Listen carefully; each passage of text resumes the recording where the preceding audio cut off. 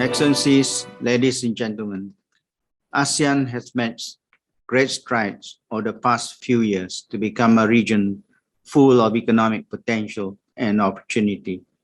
It is currently the world's fifth largest economy, as well as the third most populous market.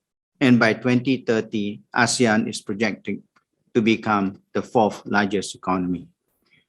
The COVID-19 pandemic, however, has disrupted this growth trajectory.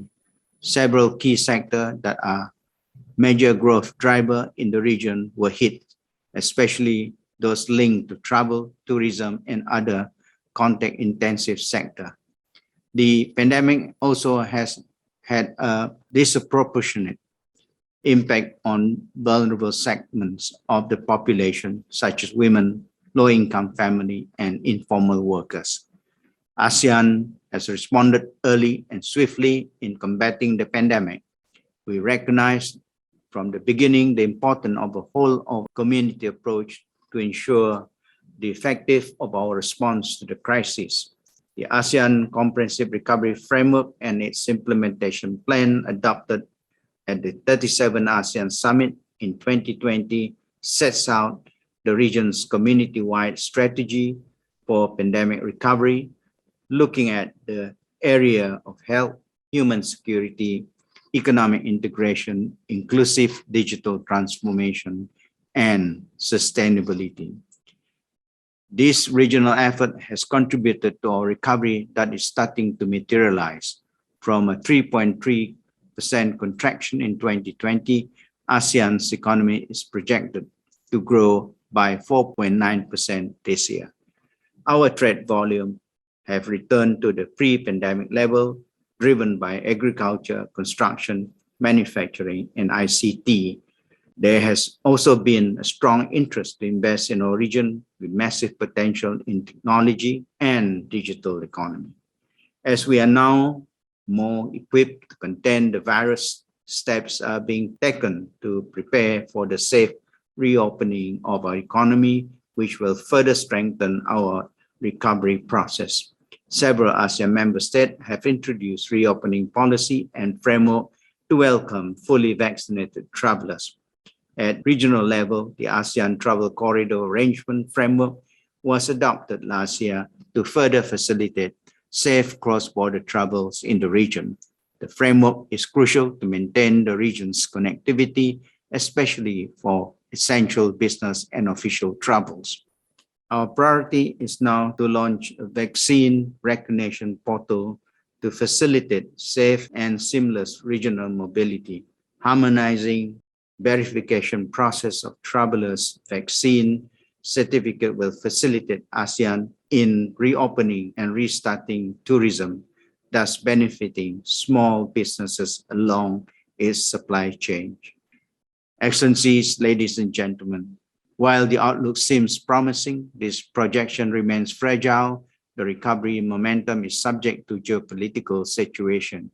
We must therefore remain vigilant as we forge ahead our recovery effort, as well as works towards long-term resilience in the post-pandemic world that is more inclusive and sustainable.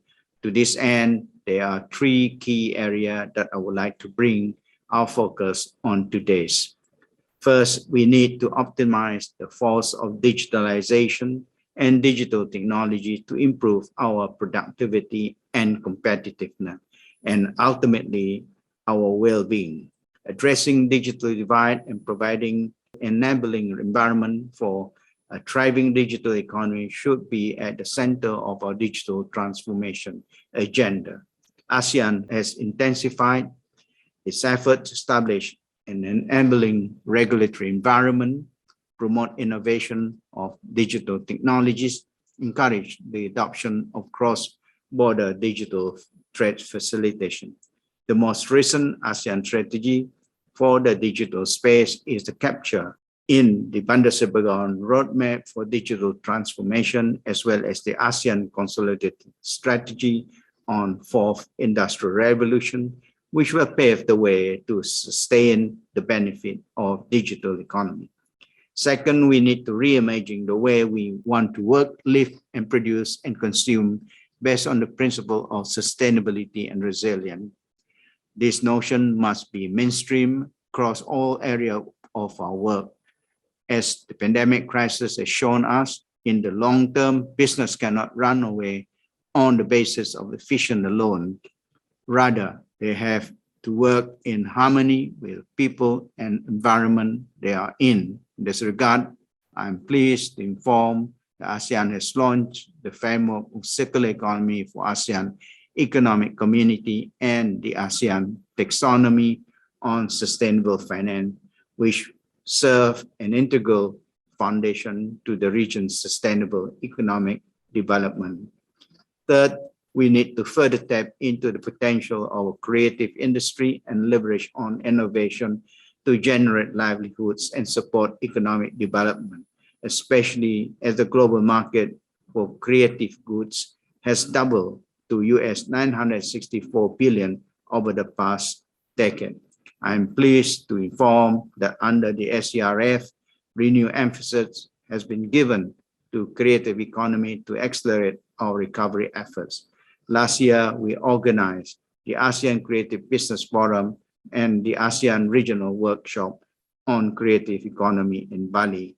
We have also commenced our work on the ASEAN Cultural Creative City Network, including through the exhibition on creative city across the region as ASEAN Cultural Center in Bangkok. This will further manifested by the development of Siem Reap Declaration on promoting a creative and adaptive ASEAN community to support the cultural and creative economy this year. Excellencies, ladies and gentlemen, the point I have highlighted are relevant not only for our recovery, but also beyond as ASEAN continues to strive towards 2025 vision and prepare for its post-2025 agenda. We must heed the lessons learned and use this opportunity to recalibrate and sharpen our agenda towards a more resilient, inclusive, and sustainable future. It is also key that we ensure our stakeholders are able to voice the expectation, concern, as well as priorities, as for these to be given due consideration in our community building process. To close, I would like to express my appreciation to ASEAN in organizing this important event. I believe that the forum will serve as an avenue not only to convey the aspiration of our community, but also to translate them into concrete benefits for the people. Thank you.